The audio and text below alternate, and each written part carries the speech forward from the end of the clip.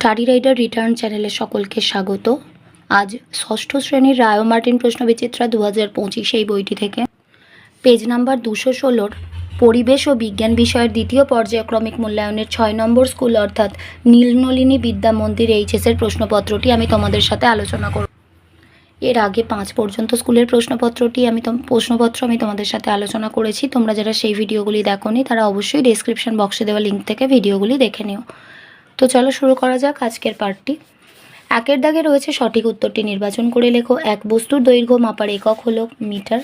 2 বস্তুর উষ্ণতা মাপার একক হলো কেলভিন। 3 লোহার সঙ্গে ক্রোমিয়াম মিশিয়ে স্টেনলেস স্টিল তৈরি হয়। 4 জলের গভীরতা বাড়লে চাপ বাড়ে। 5 রক্ত জমাট বাঁধতে সাহায্য করে অণুচক্রিকা। 6 ড্রপার ব্যবহার করে পেনে কালি ভরা সম্ভব হয় যে কারণে তা হলো বায়ুমণ্ডলীয় চাপ। 7 মার্বেল পাথর হলো এক ধরনের পরিবর্তিত শিলা। 8 বায়ুর চাপ মাপার যন্ত্রটি হলো ব্যারোমিটার। 9 একটি আগ্নেয় শিলার উদাহরণ হলো গ্রানাইট। 10 অচল অস্থিসন্ধি দেখা যায়, এদের কোনোটিই নয়। এখানে যে 3টে অপশান দেওয়া আছে তার মধ্যে কোনোটিই নয় হবে। এরপরে 2 দাগে রয়েছে এক কথায় উত্তর দাও। 1 খনিজ তেলের প্রধান উপজাত দ্রব্য কি? ন্যাপথা। 2 1 পাউন্ড সমান কত গ্রাম? এটা হবে 453.59 বা 454 গ্রাম। 3 পতাকায় হাওয়া লাগলে তাতে ঢেউ খেলে, ঘটনাটি বিজ্ঞানের কোন নীতির উদাহরণ? বার্নৌলির নীতি। 4 দাঁতের সাদা ছোপের কারণ কি? দাঁতে সাদা ছোপ সৃষ্টির কারণ হলো এ দাঁতের ক্ষয়, বি ক্যালসিয়ামের অভাব, সি দাঁতের বিকাশের সময় সমস্যা, ডি ফ্লুরাইডের বিষক্রিয়া। 5 প্রশ্নে রয়েছে কোনো বস্তুর ভর কোন যন্ত্রের সাহায্যে মাপা হয়? সাধারণ তুলা যন্ত্রের সাহায্যে। 6 একটি টানা বলের উদাহরণ দাও। ঘরের ভিতর থেকে দরজা খোলা বা রবার ব্যান্ডকে টেনে লম্বা করা। 7 ম্যাগমা কাকে বলে? মাটির যত গভীরে যাওয়া যায় চাপ এবং উষ্ণতা তত বাড়ে। পৃথিবীর গভীরের চাপ আর উষ্ণতা এতই বেশি যে সেখানে পাথর থাকে তরল অবস্থায়, একে বলে ম্যাগমা। 8 দাগে রয়েছে 2টি সবুজ জ্বালানির উদাহরণ দাও। সীসামুক্ত পেট্রোল এবং সালফারমুক্ত ডিজেল। 9 দাগে রয়েছে শ্বেত রক্তকণিকার কাজ কি? শ্বেত রক্তকণিকা মূলত শরীরে রক্ষীর কাজ করে। এদের কাজ হলো বাইরে থেকে আসা শত্রু যেমন রোগের জীবাণুর সঙ্গে লড়াই করে শরীরকে রক্ষা করা, আবার শরীরের কোথাও ক্ষত হলে তা সারাই করার সময়ও এদের দরকার লাগে। 10 দাগে রয়েছে ত্রিপত্র কপাটিকার কাজ লেখো। এই কপাটিকা ডান অলিন্দ থেকে ডান নিলয়ে দূষিত রক্ত অর্থাৎ বেশি কার্বন ডাই অক্সাইড যুক্ত রক্তকে যেতে সাহায্য করে এবং বিপরীত দিকে ফিরে আসতে বাধা দেয়। এরপরে আমরা 3 দাগের প্রশ্নে চলে আসছি। শূন্যস্থান পূরণ করো। 1 ঘন্টা গড় সৌরদিনের 1/24 অংশ। 2 তামা ও টিন মিশিয়ে ব্রোঞ্জ সংকর ধাতু তৈরি করা হয়। 3 লোহার প্রধান আকরিক হলো হেমাটাইট। 4 তরলের তাপমাত্রা যত বাড়ে ঘর্ষণ তত কম হয়। 5 বল সমান চাপ গুণিতক ক্ষেত্রফল। 6 সাধারণ তুলাযন্ত্রের সাহায্যে বস্তুর ভর পরিমাপ করা হয়। 4 দাগে রয়েছে যে কোনো 8টি প্রশ্নের উত্তর দাও। 1 স্বাভাবিক পুষ্টির জন্য আমাদের খাদ্য গ্রহণ করা উচিত কেন? স্বাভাবিক পুষ্টির জন্য আমাদের খাদ্য গ্রহণ করা উচিত কারণ খাদ্য গ্রহণের মাধ্যমেই আমাদের দেহের বৃদ্ধি, ক্ষয়পূরণ, রোগ প্রতিরোধ ক্ষমতা বৃদ্ধি ও শক্তির চাহিদা পূরণ হয়। জাইগ্যান্টিজম কেন হয়? জাইগ্যান্টিজম হওয়ার কারণ এ অতিরিক্ত খাদ্য গ্রহণ, বি শিশুদের গ্রোথ হরমোনের অধিকক্ষরণ, সি বংশগত কারণ আর ডি হচ্ছে কোনো রোগের সংক্রমণ ইত্যাদি। পরের প্রশ্নে চলে আসছি। 2 ঘর্ষণের ফলে বস্তুর ক্ষয় হয় উদাহরণের সাহায্যে বুঝিয়ে দাও।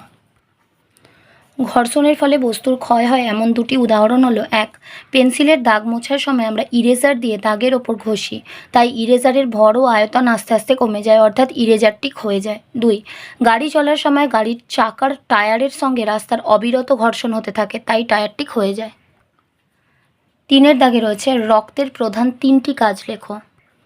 রক্তের প্রধান কাজগুলি হলো। 1 খাদ্যবস্তুর পরিবহন, খাদ্য পরিপাকের ফলে উৎপন্ন খাদ্যের সরল ও তরল অংশ অন্ত্র থেকে শোষিত হয়ে রক্তের মাধ্যমে দেহের কলাকোষে পৌঁছায়। 2 শ্বাসবায়ুর পরিবহন, রক্তের লোহিত রক্তকণিকা ফুসফুস থেকে অক্সিজেনকে বহন করে দেহের প্রতিটি কলাকোষে পৌঁছে দেয়, আবার কলাকোষে উৎপন্ন কার্বন ডাই অক্সাইডকে ফুসফুসে ফিরিয়ে আনে।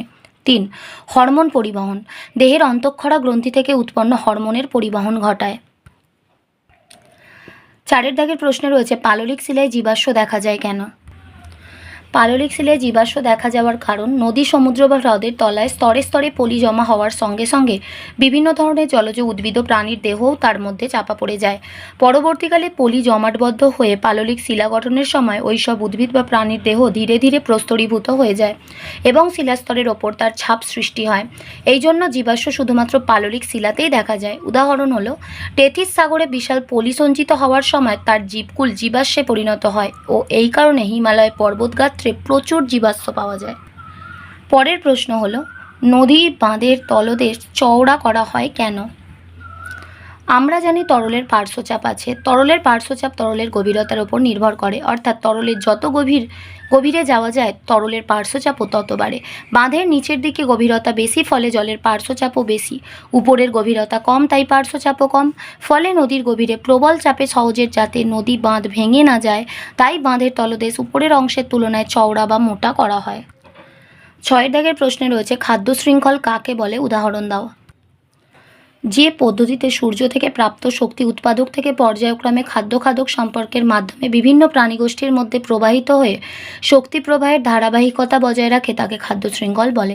উদাহরণ হলো গাছের পাতা থেকে পতঙ্গ, পতঙ্গকে খাচ্ছে ব্যাঙ, ব্যাঙকে খাচ্ছে সাপ, সাপকে খাচ্ছে ময়ূর।